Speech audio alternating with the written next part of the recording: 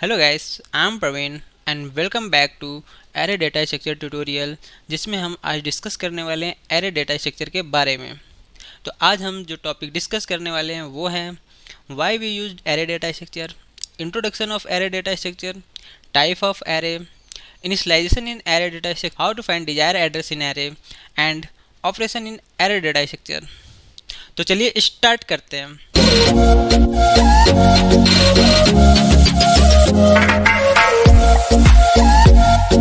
तो गाइस, हम लोग यहाँ समझते हैं कि एरे डेटा स्ट्रक्चर जनरली हम लोग यूज़ करते क्यों हैं। इस चीज़ को आप एक एग्जांपल से समझ सकते हैं। सपोज़ कीजिए एक क्लास में 3 स्टूडेंट हैं। बेसिकली होते तो 50-60 स्टूडेंट है, बट आप 3 कंसीडर करो। सपोज़ करो कि एक क्लास में 3 स्टूडेंट हैं। सपोज़ करो इन स्टूडेंट्स के मैथ के एग्ज़ाम हुए हैं, सबके नंबर हैं। अब हमें इन तीनों स्टूडेंट्स के नंबर स्टोर कराने हैं अपने कंप्यूटर में।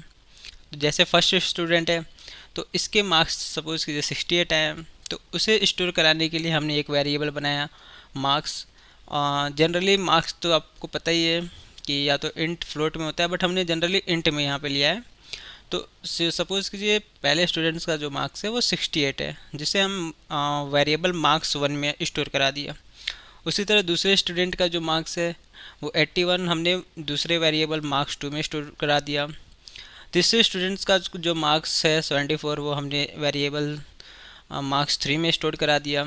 ये एक तरह से मेमोरी ब्लॉक की रिप्रेजेंटेशन है, जिससे आप समझ सकते हैं कि मेमोरी में एक ब्लॉक क्रिएट करेगा ये वेरिएबल, जहाँ पे 68 स्टोर करेगा। उसके एड्रेस जो है वो 1000 है, इसका एड्रेस 2003 है, 43 है।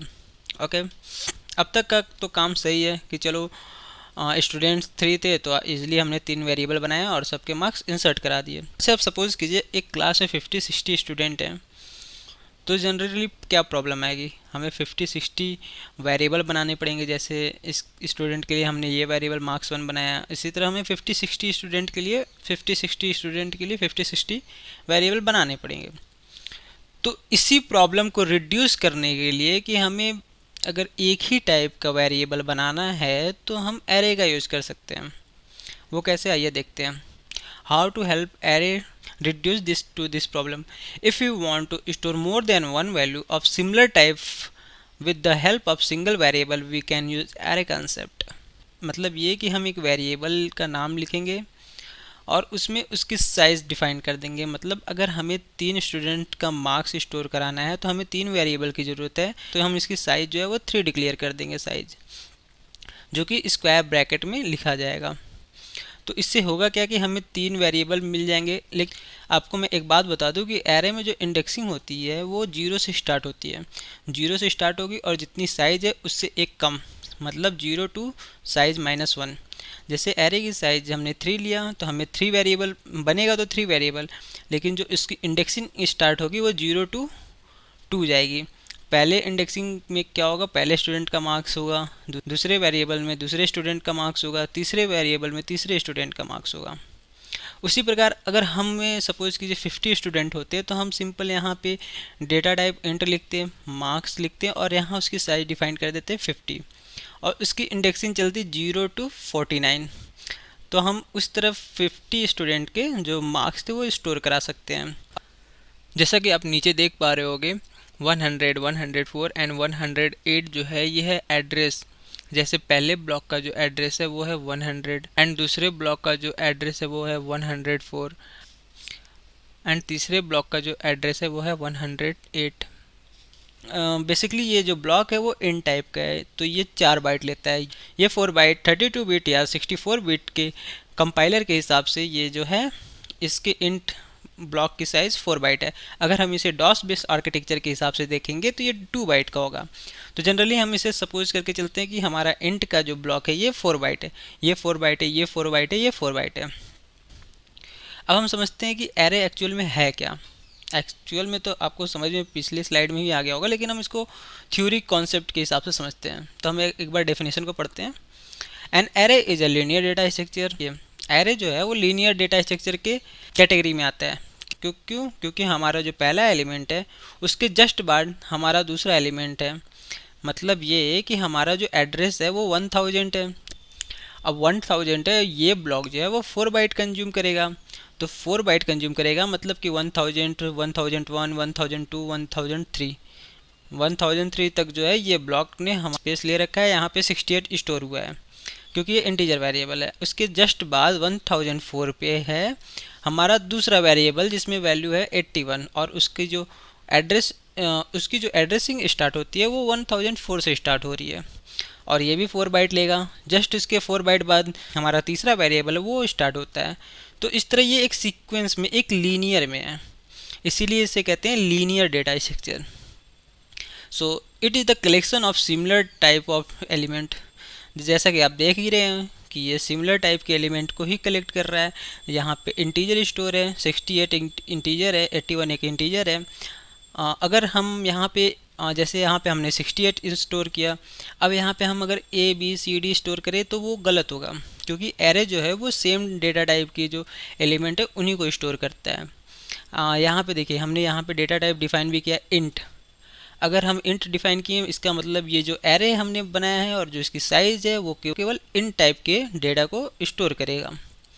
Item store at continuous memory location, वही बात कि जो आइटम है वो कंटिन्यूअस लोकेशन पे स्टोर हो रहा है। आप इस चीज़ को जो है वो इंडेक्स भी कह सकते हो। देखो index 0, index 1, index 2, index 3, index 4। यहाँ पे एरे का जो नेम है वो सबका एरे का नेम सेम है, बस जो हमारी इंडेक्सिंग है वो चेंज हो रही है, 0, 1, 2, 3, 4। जनरली इसका साइज़ तो 5 है, बट हमारे जो इंडेक्सिंग है वो कहाँ से कहाँ चल रही है, 0 to 4, मतलब कि साइज़ से एक कम। ठीक है, और इसका जो एड्रेस है वो एड्रेस पार्टी है। हम ये इसका सिंटेक्स है। जब भी आप अपने प्रोग्राम में एरे डिक्लेयर करेंगे तो वहाँ पे आपको पहले डेटा टाइप मेंशन करना होगा। जैसे एग्जांपल में आप देख पा रहे होगे इंट, उसके बाद एरे नेम, आप कुछ भी नेम लिख सकते हो। जैसे मैंने मार्क्स स्टोर करने थे तो मैंने मार्क्स ले लिया, और जो साइज़ है वो आप ले सकते हो अकॉर्डिंग टू नीड। और यहाँ पे इक्वल करके ब्रेसेस में हमने वैल्यू को असाइन करा दिया है, इनिशियलाइजेशन कह सकते हो इसको, इनिशियलाइज कर दिया है। Type of array, basically array जो है वो 3 कैटेगरी में डिवाइडेड है। पहला 1 dimension array, 2 dimension array, multi dimension array. 1 dimension array generally यही होता है, ये जो एरे है ये 1 डायमेंशन एरे का एग्जांपल है। 2 डायमेंशन और मल्टी डायमेंशन हम लोग आगे की वीडियो में डिस्कस करेंगे। एक इम्पॉर्टेंट नोट है जो कि आप रिमेंबर कर सकते हो, याद रख सकते हो। Array follow the random access, कहने का मतलब ये समझ सकते हो आप कि आपको अगर इस एरे में, सपोज करो ये एरे है जो इस वैल्यू को कंटेन करी है, अब आपको 74 एक्सेस करना है। एरे इस 74 को आप रैंडमली एक्सेस कर सकते हो। आप एरे की वैल्यू को फेच कर सकते हो या फिर एक्सेस कर सकते हो। आपको ऐसे नहीं होगा कि आप फर्स्ट इस एलिमेंट पे जाएं, फिर यहाँ से यहाँ मूव करें, फिर यहाँ से यहाँ मूव करें, तब जाके आप इस एलिमेंट को निकाल पाओ। No, so array follow the random access. You can access the data with a constant time if you know base address. बस आपको बेस एड्रेस पता होना चाहिए। अब बेस एड्रेस जनरली होता क्या है, बेस एड्रेस जो होता है वो एरे के पहले ब्लॉक का जो एड्रेस होता है, एरे के पहले ब्लॉक का जो एड्रेस होता है वही हमारा बेस एड्रेस होता है। तो पहले ब्लॉक का एड्रेस कितना है, 1000, तो ये हमारा बेस एड्रेस होगा। तो बेस एड्रेस के थ्रू आप किसी भी एड्रेस की वैल्यू को आराम से इजीली फैच कर सकते हो। Address is always in hexadecimal form.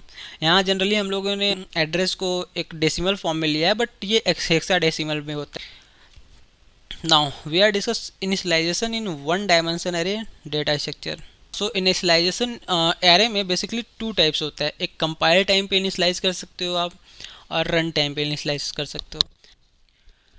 Compile time initialisation इसका मतलब होता है, it means at a time declaration we specify the element of array. जब हम एरे को डिक्लेयर करते हैं, डेटा टाइप, फिर एरे नेम, उसके बाद उसके साइज को स्पेसिफाई कर दिया, इसी टाइम हमने इस एरे में वैल्यू डाल दी इक्वल करके। अगर ब्रेसेस में जो वैल्यू है वो इसी टाइम इनिशियलाइज कर, तो इससे हुआ क्या, हम A0, A1, A2, A3 ये 4 ब्लॉक क्रिएट होंगे। तो A0 पे हमारा आएगा 9, A1 पे आएगा 7, A2 पे आएगा 5, A3 पे आएगा 1। तो इस तरह हम डिक्लेयर करने के टाइम अगर इनिशियलाइज करते हैं या फिर उसको वैल्यू दे देते हैं तो कंपाइल टाइम इनिशियलाइजेशन कहलाएगा। This can be right initialization, आपको ये भी कॉन्सेप्ट समझना यहाँ ज़रूरी है। कि देखिए अगर हमने यहाँ पे एक एरे डिक्लेयर किया इंट A4, मतलब कि हमारे एरे की साइज़ 4 है। 4 है इसका मतलब एरे जो है हमारा वो 4 एलिमेंट कंटेन कर सकता है। तो अगर हम 3 एलिमेंट डालते हैं या 4 से कम एलिमेंट डालते हैं या फिर एक भी एलिमेंट ना डालें तो वो कोई दिक्कत नहीं है, वो राइट है। बट अगर हमारे एरे की साइज़ 4 है और हम इससे मैक्सिमम मतलब इससे अधिक की वैल्यू इंसर्ट कराने की कोशिश करते हैं तो वो कंपाइल टाइम एरर देगा। मतलब कि अगर हमारे एरे की साइज़ 4 है तो हमें 4 वैल्यू ही इंसर्ट करा सकते हैं, उससे कम, उससे ज़्यादा इंसर्ट नहीं करा सकते। अगर ये काम करेंगे, जैसे यहाँ 4 एलिमेंट है उसके बाद भी हमने 5वां एलिमेंट इंसर्ट कराया है, यहाँ जो प्रॉब्लम आएगा वो आएगा कंपाइल टाइम एरर। ओके, ये थे इनिशियलाइजेशन का फर्स्ट मेथड। ये है second method, run time initialization. While a program execute at a run time you ask from the user that what element should be enter in array. तो generally कहने का मतलब यही है कि जब हम अपने प्रोग्राम को पहले हमने प्रोग्राम लिख लिया, उसके बाद उसको कंपाइल कराते हैं। कंपाइल कराने के बाद जब हम रन कराते हैं तो उस टाइम हम जब यूजर से इनपुट लेते हैं तो वो जो सिनेरियो बन के आता है वो होता है रन टाइम इनिशियलाइजेशन। जैसे एग्जांपल आप समझिए, हमने एक एरे डिक्लेयर किया इंट A4, जिसकी एक एरे जिसकी साइज़ 4 है, और हमने जनरली एक आई की वैल्यू ले ली, इंटीजर टाइप की वैल्यू है, और उसमें 0 इनिशियलाइज कर दिया। अब हम यूज़र को एक मैसेज देते हैं enter the element of array, वो ब्लैक स्क्रीन पे ये मैसेज प्रिंट होगा। अब इसके बाद हमने वाइल लूप लगाया है, हमें एलिमेंट कहाँ से कहाँ तक इंसर्ट करानी है, A0 से लेकर A3 तक, A0 A1 A2 A3। तो अब क्या होगा, आई की वैल्यू हमने यहाँ एक कंडीशन डाला है वाइल लूप में कि आई की वैल्यू जब तक 3 से कम है तब तक हम इनपुट ले सकते हैं यूज़र से। अब इनपुट हम स्कैन एफ फंक्शन के थ्रू ले सकते हैं, ये प्रीडिफाइंड फंक्शन है। ओके, ये इनपुट लेने के लिए सी लैंग्वेज में यूज़ किया जाता है। अब यहाँ पे % जो है वो फॉर्मेट स्पेसिफायर है। तो अब क्या है कि आई की वैल्यू फर्स्ट ऑफ ऑल 0 थी, तो यहाँ पे क्या होगा एंड %ai मतलब A0। तो A0 पे हमने यूज़र के थ्रू स्कैन एफ में इनपुट ले लिया। तो A0 में सपोज कीजिए, यहाँ देखिए A0 में यूज़र ने 9 इंसर्ट करा है सपोज कीजिए। अब क्या होगा, ये यहाँ से कंट्रोलर यहाँ आएगा, आई की वैल्यू 1 इंक्रीमेंट हो जाएगी, आई प्लस प्लस मतलब 1 इंक्रीमेंट, 0 से अब आई की वैल्यू 1 हो जाएगी। अब जो कंट्रोलर है वो वापस यहाँ जाएगा, कंडीशन चेक करेगा, आई की वैल्यू लेस देन 3 मतलब 1 की वैल्यू जो है वो लेस देन 3 है, हाँ है। तो हम इस लूप के अंदर चले आएंगे, फिर से स्कैन ऐप के थ्रू यूजर से एक इनपुट लेंगे। यहाँ पे अब आई की वैल्यू 1 हो चुकी है, तो जो इनपुट आएगी वो A1 पर आएगी। आई की वैल्यू वहाँ 1 हो चुकी है तो A1 पर, तो सपोज कीजिए यूजर ने इनपुट दिया 7, फिर कंट्रोलर यहाँ आएगा, आई की वैल्यू 1 इंक्रीमेंट करेगा मतलब 2 हो जाएगी आई की वैल्यू। फिर अगेन यहाँ चेक करेगा कंडीशन, आई की वैल्यू 2 जो है वो 3 से लेस देन है, मतलब कंडीशन सही है। तो हम फिर से इस लूप के अंदर चले आएंगे, फिर से यूज़र इनपुट देगा, वो इनपुट आएगा A2 पर, मतलब इस इंडेक्स पे आएगा A2 पे। आई की वैल्यू 2 हो चुकी है तो A2 पे हमें इनपुट मिल जाएगा 5। अगेन कंट्रोलर यहाँ से यहाँ आएगा, आई को इंक्रीमेंट करेगा तो आई की वैल्यू हो जाएगी 3। अब 3 यहाँ पे कंडीशन चेक करेगा तो क्या आई की वैल्यू 3 से छोटी है, नहीं, बट इक्वल है, एक कंडीशन ट्रू हो जा रही है कि आई इक्वल टू 3। तो अगेन हमें इस ब्लॉक के अंदर जाने का मौका मिल जाएगा। तो स्कैन ऐप के थ्रू फिर हम यहाँ पे इनपुट लेंगे, अब की जो है आई की वैल्यू जो है 3 हो चुकी है। इससे क्या होगा, जो वैल्यू इनपुट ली जाएगी वो A3 पे ली जाएगी। तो सपोज़ कीजिए यूज़र ने वैल्यू जो दी है वो 1 दी है।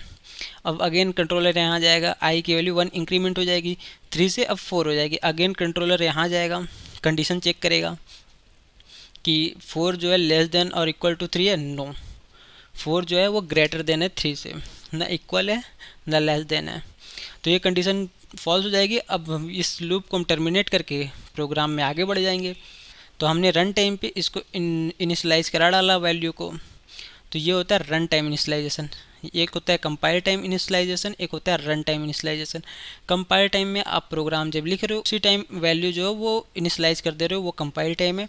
जब आप रन कर रहे हो प्रोग्राम को उस टाइम वैल्यू ले रहे हो यूजर से, तो वो रन टाइम इनिशियलाइजेशन है। तो नाउ इस स्लाइड में हम सीखने वाले हैं how to find desire address in 1D array. मतलब कि ये एरे है, अब एरे में हमें किसी भी एलिमेंट का एड्रेस निकालना है।